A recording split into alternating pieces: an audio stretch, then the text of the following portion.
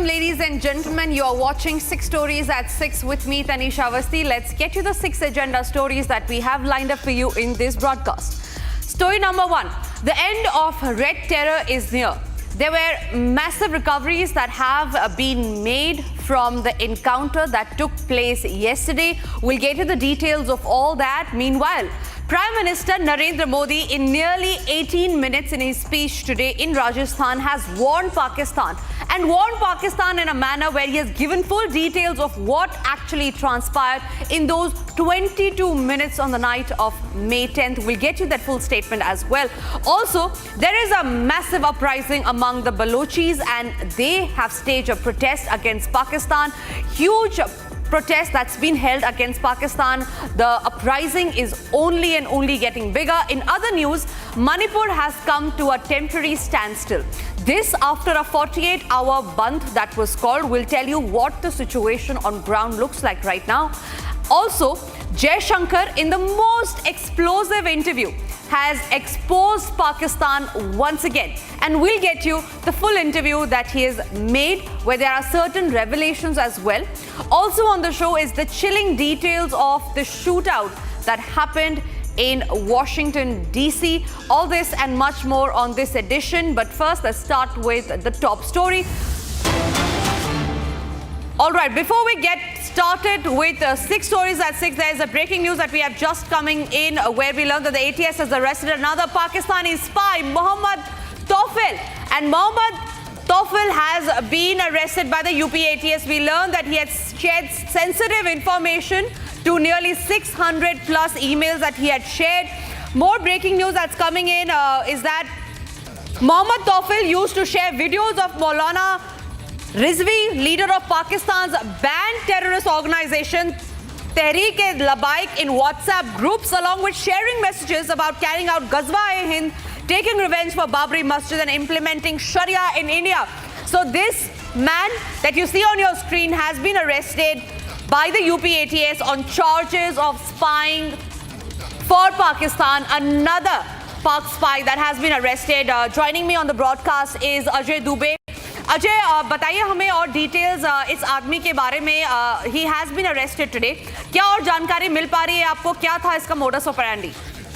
Definitely see this thing is done by ATS, and ATS is continuously investigating various individuals who are involved with Pakistan and who are doing the information collection for Pakistan and various agencies of Pakistan. This individual from Varanasi, what they have received information about him is that he's connected with various individuals from Pakistan. He's connected with more than 1,000 of Pakistani citizens. Apart from that, he's also connected with the agencies of Pakistan also. He's a friend of a woman who is a wife of a Pakistani army person, and apart from that, what police have received from his phone is various groups where he's discussing about Ghazwa-e-Hind, where he's discussing about the action they will do with the Ram Temple. Apart from that, they are discussing about the various visuals and security arrangements from different cities also. So he's sharing continuously data with individuals from Pakistan. He's connected with the female who is wife of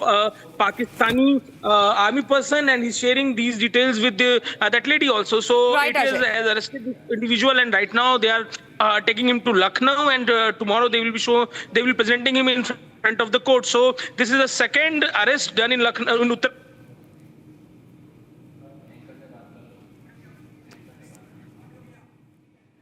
All right, Ajay Dubey, thank you very much for getting those details for us. Another Pakistani spy network that has been busted. Moving on, ladies and gentlemen, in a major blow to the Maoist insurgency, security forces in Chhattisgarh killed 27 Maoists, including the CPI Maoist General Secretary Nambala Keshava Rao, alias Basavaraju. Now, during the massive joint operation in the forest areas of Nayanpur district, police said that the gunfight took place in the dense forest of the area on the tri-junction of the districts. Now, we learned that the operation was launched 2 days back following intelligence inputs about the presence of Central Committee and members of the CPI Maoist as well as senior MAD division cadres and the PLGA members. Now, so far, bodies of 27 Maoists and a large number of weapons have been recovered from the spot, visuals of which are on your screen right now. In fact, our colleague Satya Vijay also reported from the area where the encounter took place. Here's all that you need to know. Anti Naxal operation के तहत नारायणपुर में जो police नक्सली मुठभेड़ हुई उसमें 27 नक्सलियों को मार गिराया गया। उन नक्सलियों से अत्याधुनिक हथियार भी बरामद किए गए। फिलहाल देखिए छत्तीसगढ़ के जो डीजीपी हैं वो खुद यहां पर मौजूद हैं और जो नक्सलियों से हथियार बरामद किए गए जैसे कि 9mm कार्बाइन, AK-47, BGL और इस तरह के तमाम जो अत्याधुनिक हथियार हैं वो यहाँ पर उसका निरीक्षण कर रहे हैं खुद छत्तीसगढ़ के डीजीपी और तमाम पुलिस के बड़े अफसर जो सुरक्षा बल के जवान हैं वो, क्योंकि आप समझ सकते हैं कि इतनी बड़ी संख्या में और इतने अत्याधुनिक हथियार मिलना ये स्थापित करता है कि जो लाल आतंक नक्सलियों ने फैला रखा था उसके खिलाफ एंटी नक्सल ऑपरेशन जरूरी है। और यहाँ पर देखिए तमाम ये जो आप जो ग्रेनेड जैसे आपको दिख रहे हैं BGL जिन्हें कहा जाता है देसी हैंड ग्रेनेड, इसके अलावा BGL है, BGL लॉन्चर है, 9mm कार्बाइन है, AK-47 है। तमाम ये वो हथियार हैं जो कि नक्सलियों से मुठभेड़ के बाद जब नक्सलियों को मार गिराया तो उसके बाद बरामद किए गए हैं। Now, the topmost leader and the backbone of the Maoist movement, Nambala Keshava Rao alias Basavaraju, and 26 other dreaded Maoists were killed by security forces in a fierce encounter in the dense forest in the Bastar region of Chhattisgarh on Wednesday. Now, we learn that AK-47 rifles, the SLR INSAS carbines and other arms and ammunitions in heavy numbers were recovered. One DRG Jawan was also killed in action and several others were injured in the operation, which also led to the recovery of large cache of arms and ammunitions that you see on your screens right now.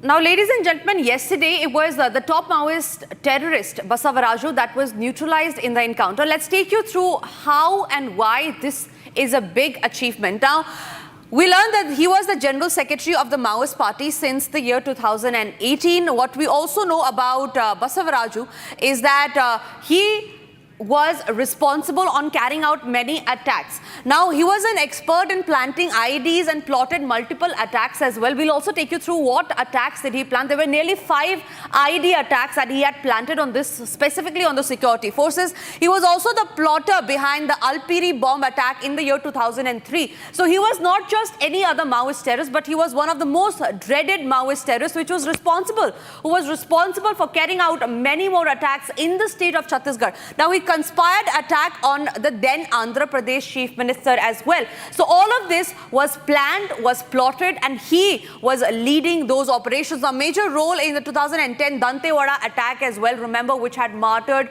several of our Jawans. Now, 76 CRPF personnel had lost their lives in the Dantewada attack. So this man that you see on your screen was responsible for carrying out those deadly attacks.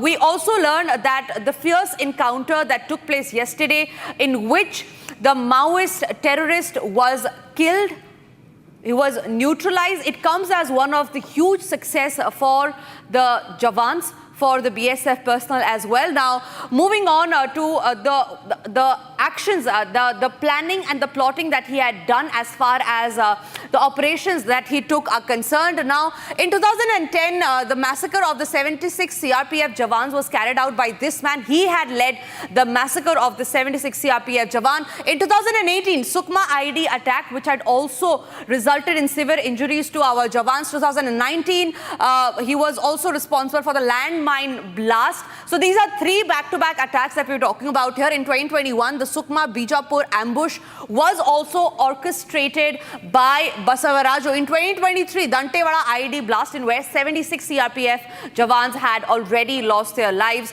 So this was the man that was responsible. On your screen, viewers, are the visual of the 27 Maoists that were neutralized. The arms and ammunitions were recovered. Today, the bodies of the 27 Maoists were taken back to the headquarters in Chhattisgarh. And remember, it was Amit Shah in the year 2025, in fact, this year in the month of March, who had promised that Naxalism will end by the year 2026. And clearly, he is walking the talk.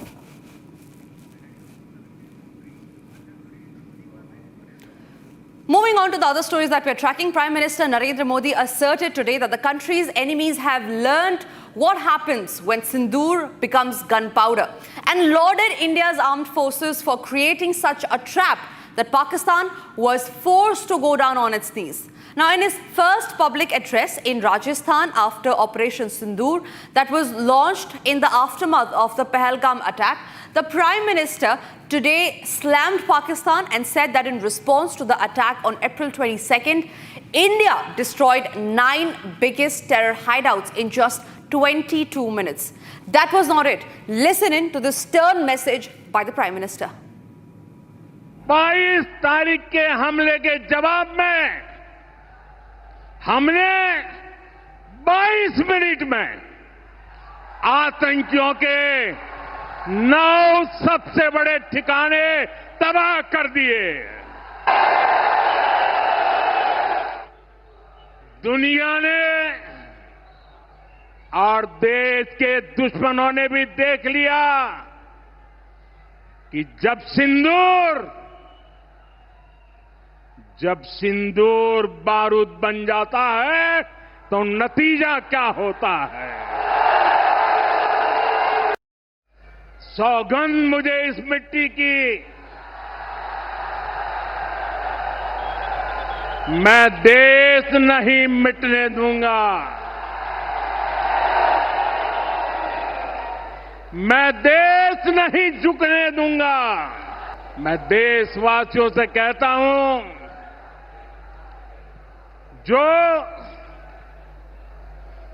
जो सिंदूर मिटाने निकले थे, जो सिंदूर मिटाने निकले थे, उन्हें मिट्टी में मिलाया है। जो हिंदुस्तान का लहू बहाते थे, जो हिंदुस्तान का लहू बहाते थे, आज कतरे कतरे का हिसाब चुकाया है।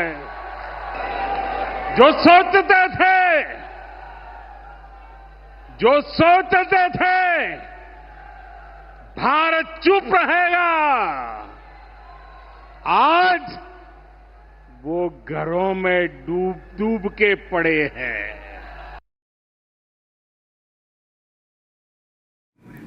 Moving on, amid the Baloch uprising, protests are gathering pace in the Sindh province against the Pakistan Army's canal project. Now, the rising dissent and rebellion in the corners have come as a massive headache for Pakistan's scrutiny. We'll get you that as well. But first, let's cut across to President Draupadi Murmu. आमने सामने की लड़ाई में आपके दल ने जवाबी हमला करते हुए बेहद नजदीक से 2 माओवादियों को मार गिराया। इस अभियान में 5 विद्रोहियों के शव, AK राइफल्स तथा अन्य हथियार बरामद किए गए एवं कई विद्रोहियों द्वारा उच्च स्तरीय आत्मसमर्पण भी किया गया। अद्भुत बहादुरी तथा उत्कृष्ट सामरिक कौशल के लिए आपको शौर्य चक्र से सम्मानित किया जाता है। Inspector Jeffrey humming चुल्लो।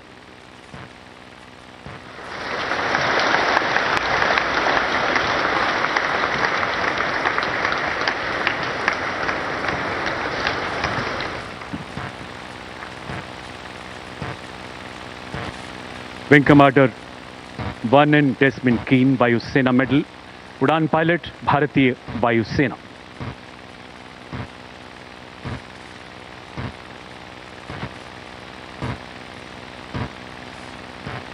वर्ष 2022-23 में आप जगुआर स्क्वाड्रन में तैनात थे। 24 जुलाई 2023 जगुआर लड़ाकू विमान की गगनभेदी उड़ान के दौरान आपने देखा कि विमान अचानक दोनों इंजन की तेल प्रणाली में आई गंभीर खराबी की चेतावनी दे रहा था। ऐसे हालात में कीमती इंजन को बचाने के लिए इसका बंद करना अत्यंत आवश्यक था। उच्चतम व्यावसायिक कौशल का परिचय देते हुए आपने केवल बाएं इंजन को बंद किया तथा दाहिने इंजन द्वारा विमान को निकटतम हवाई पट्टी की ओर उतारना शुरू किया। 2500 फीट पर दाहिना इंजन भी भयावह रूप से विफल हो गया और विमान घनी आबादी क्षेत्र में एक शक्तिहीन ग्लाइड की तरह नीचे गिरने लगा।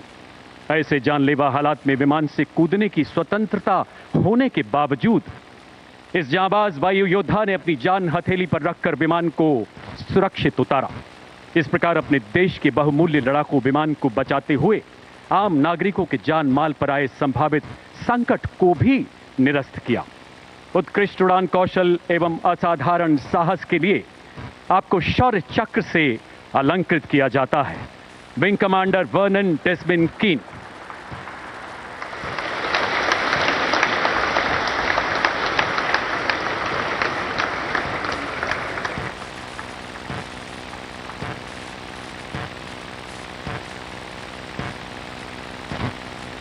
स्क्वाड्रन लीडर दीपक कुमार, उड़ान पायलट, भारतीय वायुसेना।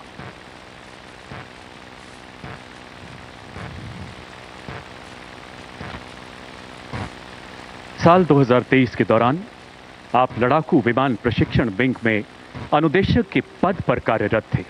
25 अगस्त 2023 की घोर अंधेरी रात में आपको किरण वायुयान के एक प्रशिक्षु पायलट के साथ उड़ान भरने का चुनौतीपूर्ण जिम्मा सौंपा गया। जो ही विमान ने उड़ान भरी, एक पक्षी के टकराने से इंजन में आग लग गई। इन विषम परिस्थितियों में जब लैंडिंग गियर ऊपर जा चुका था, वायुयान को नीचे उतारना बेहद चुनौतीपूर्ण था। अद्भुत मानसिक संतुलन का परिचय देते हुए आपने लगभग 1000 फीट के शेष रनवे पर वायुयान को सुरक्षित उतारा। रात के घने अंधेरे में जानलेवा हालात के बीच वायुयान को फोर्स लैंड करने के दिलेर निर्णय से बहुमूल्य राष्ट्रीय संपत्ति के साथ साथ जानमाल के नुकसान को भी बचाया जा सका। असाधारण उड़ान कौशल, अद्भुत साहस के लिए आपको शौर्य चक्र से सम्मानित किया जाता है। Squadron leader Deepak Kumar.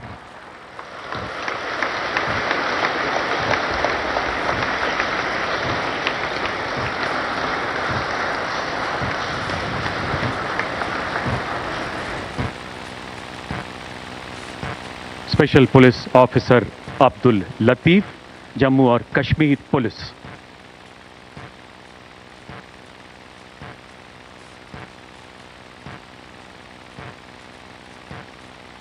श्री अब्दुल लतीफ जम्मू कश्मीर के रियासी जिले में एक विशेष पुलिस अधिकारी के रूप में तैनात हैं।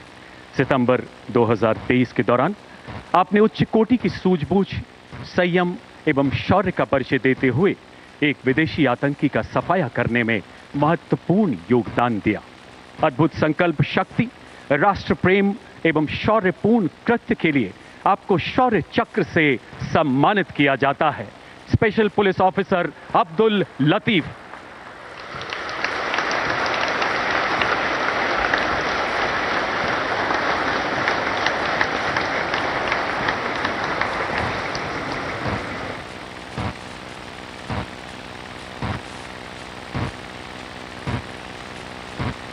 सूबेदार संजीव सिंह जसरोटिया, 5वीं बटालियन, जम्मू और कश्मीर राइफल्स।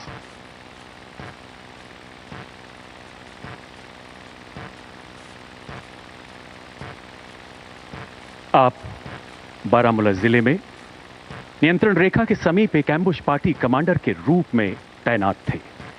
कुछ दूर स्थित एक नाले के पार 4 सशस्त्र आतंकियों की गतिविधियों की सूचना मिलने पर आपने उच्च सामरिक कौशल का प्रदर्शन करते हुए आतंकियों को अपनी तरफ बढ़ने दिया। आश्चर्य को बरकरार रखते हुए आपने आतंकियों को चुनौती दी। दोनों ओर से की जा रही भीषण गोलीबारी के बीच आप रेंगते हुए आगे बढ़े।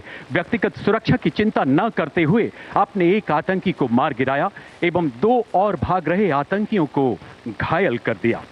अद्वितीय साहस एवं सामरिक कौशल के लिए आपको शौर्य चक्र से सम्मानित किया जाता है। सूबेदार संजीव सिंह जसरोटिया।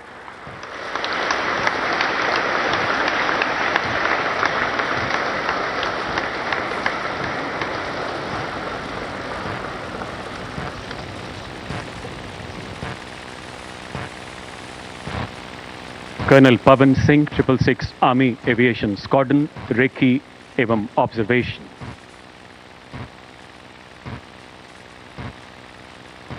दस अक्टूबर 2023 कर्नल पवन सिंह को कारगिल सेक्टर में माउंट नून के कैंप से एक पर्वतारोही अभियान दल के साथ हुए गंभीर हादसे की सूचना मिली, जिसमें घायल सदस्यों की हालत निरंतर बिगड़ती जा रही थी। 19,000 फीट से भी ज्यादा ऊंचाई पर स्थित यह एक ऐसा इलाका था जो हेलीकॉप्टर की शक्ति सीमा से परे था। असाधारण व्यावसायिक कौशल एवं अदम्य साहस का परिचय देते हुए आपने विमान का वजन कम करने के लिए दरवाजे, सीट, जीवन रक्षक किट, यहां तक कि ऑक्सीजन सिलेंडर तक हटा दिए। प्राणघातक परिस्थितियों में आपने सफलतापूर्वक एक लो होवर तकनीक द्वारा अभियान दल के सदस्यों को सुरक्षित निकाला। लहू जमाती ठंड एवं ऑक्सीजन की कमी से शरीर शिथिल पड़ने के बावजूद आपने कुल 14 सदस्यों के बचाव का मार्ग प्रशस्त किया। अनुकरणीय कर्तव्य निष्ठा एवं उत्कृष्ट उड़ान कौशल के लिए आपको शौर्य चक्र से सम्मानित किया जाता है। कर्नल पवन सिंह।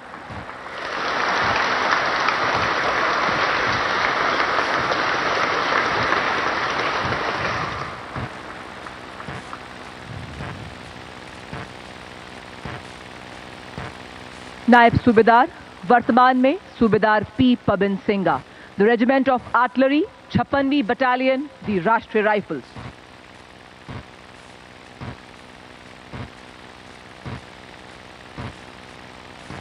सन 2023 में कुपवाड़ा जिले में नियंत्रण रेखा पर तैनात सूबेदार पी पवन सिंगा 5 आतंकवादियों द्वारा संभावित घुसपैठ की जानकारी के आधार पर घुसपैठ विरोधी अभियान में एक घात दल का नेतृत्व कर रहे थे। तकरीबन सुबह 10 बजे 5 आतंकवादियों को देखा गया। त्वरित कार्रवाई करते हुए आपने उन 5 आतंकवादियों को घेरना शुरू किया, किंतु आतंकवादियों ने भारी गोलाबारी और ग्रेनेड्स के साथ आपकी टीम पर हमला किया। अपनी टीम पर आसन खतरे को भांपते हुए आपने अपनी सुरक्षा की परवाह न करते हुए आतंकवादियों की अंधाधुंध फायरिंग का सटीकता से जवाब दिया और एक आतंकवादी को मार गिराया। अतः नायब सूबेदार वर्तमान में सूबेदार पी पवन सिंगा को असाधारण वीरता, दृढ़ साहस, कुशल नेतृत्व का प्रदर्शन करने हेतु एवं एक कट्टर आतंकवादी को मार गिराने के लिए शौर्य चक्र से सम्मानित किया जाता है। सूबेदार पी पवन सिंगा।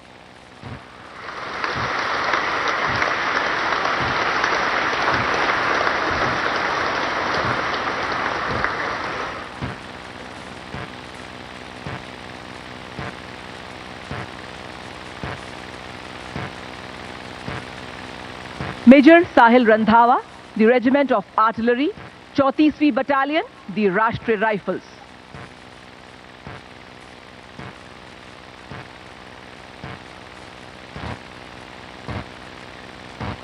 नवंबर 2023 को शोपियां जिले के एक गांव में 5 आतंकवादियों की मौजूदगी की सूचना प्राप्त हुई। तभी मेजर साहिल ने सावधानी पूर्वक योजना बनाई और लक्ष्य स्थान की घेराबंदी शुरू करने की जिम्मेदारी संभाली और सभी आतंकवादियों के भागने के प्रयास को विफल किया। उसी बीच आतंकवादियों ने अंधाधुंध गोलीबारी कर घेराबंदी तोड़ने का प्रयास किया। अपने साथियों पर खतरे को भांपते हुए आपने आतंकवादियों की गोलाबारी का बड़ी सटीकता से जवाब दिया। आपने आतंकवादियों के समीप पहुंचकर भी धैर्य बनाए रखा और गंभीर खतरे का बड़े साहस से सामना किया। अपने कुशल नेतृत्व, अदम्य साहस और अद्वितीय शौर्य का परिचय देते हुए आपने एक आतंकवादी को मार गिराया। अपने कर्तव्य की सीमा से पार विशिष्ट वीरता, उत्कृष्ट कार्यशैली एवं 4 सफल ऑपरेशन के संचालन के दौरान प्रेरक नेतृत्व का प्रदर्शन किया, जिसके परिणाम स्वरूप मेजर साहिल रंधावा को शौर्य चक्र से सम्मानित किया जाता है। मेजर साहिल रंधावा।